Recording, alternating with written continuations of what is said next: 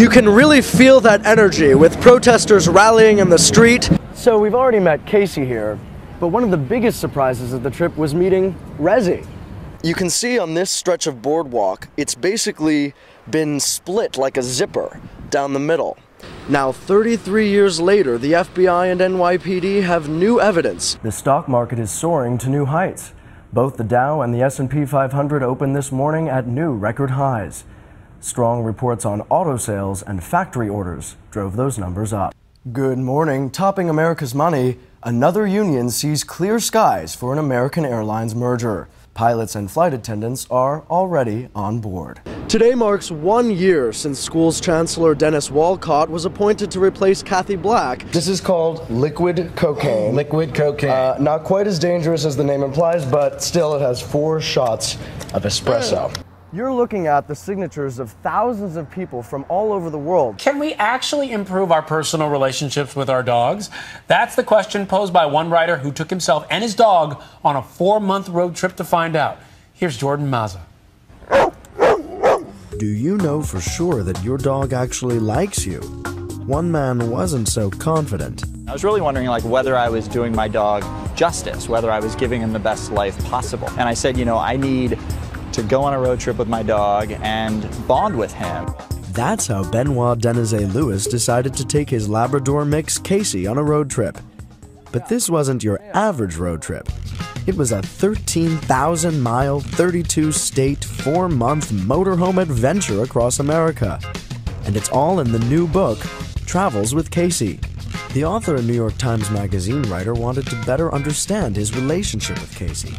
But he also wanted to explore what makes America dog crazy. Just how crazy?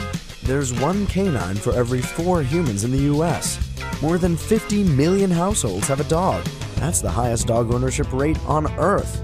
And Americans now spend roughly $40 billion on dog products and services each year. We do spoil our pets in ways that we didn't really used to, and dogs are now considered family members, and a lot of people consider them their children. Benoit and Casey encounter that pooch pampering obsession all over America. Dog photographers, dog massage therapists, and the dog whisperer Cesar Millan. They even found a little time for doga.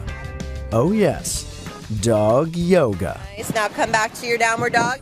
But American dogs, much like their humans, live in increasingly polarized worlds. I really also wanted to explore, dogs who don't have it so lucky. So the millions of dogs who roam our inner cities and our Indian reservations. Little did they know that a stray reservation dog would change their lives forever.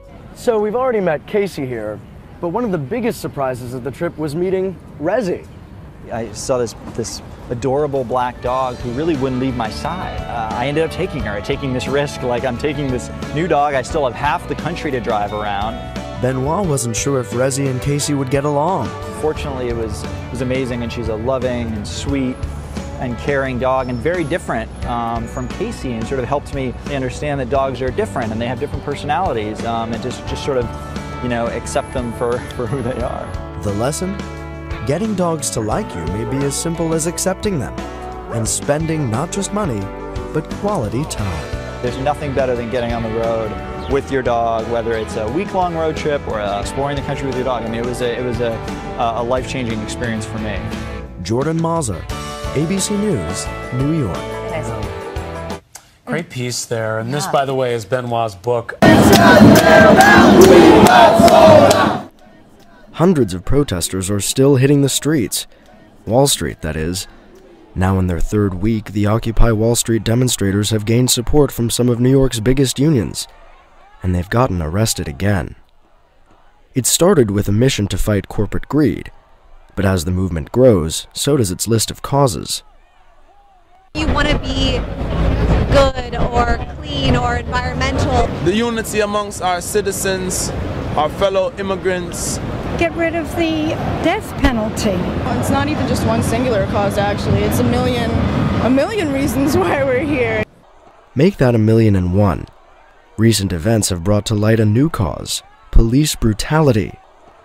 This Saturday, more than 700 protesters were arrested in a dramatic showdown with the NYPD on the Brooklyn Bridge.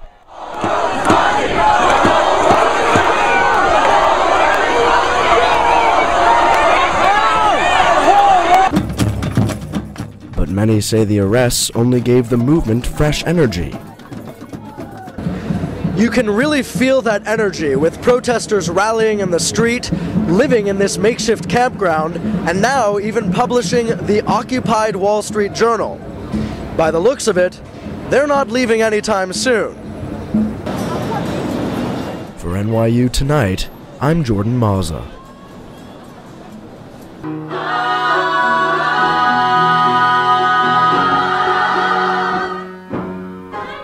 With each note, these students are giving a new meaning to singing from the heart.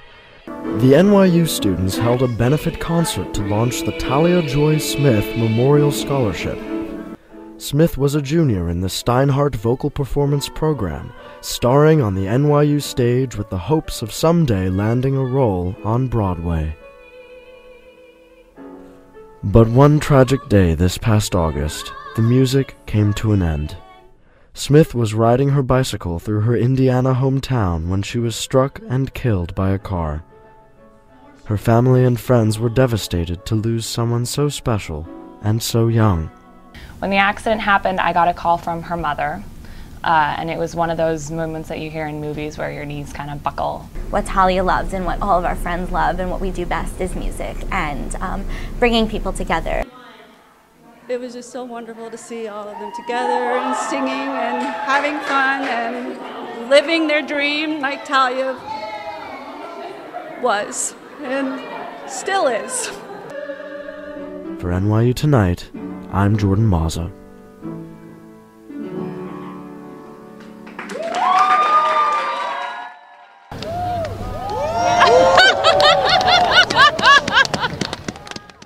If you've walked through Union Square this week, you may have noticed something a little different pop out at you. It's the king of pop art himself, Andy Warhol. Looks nice at night, right?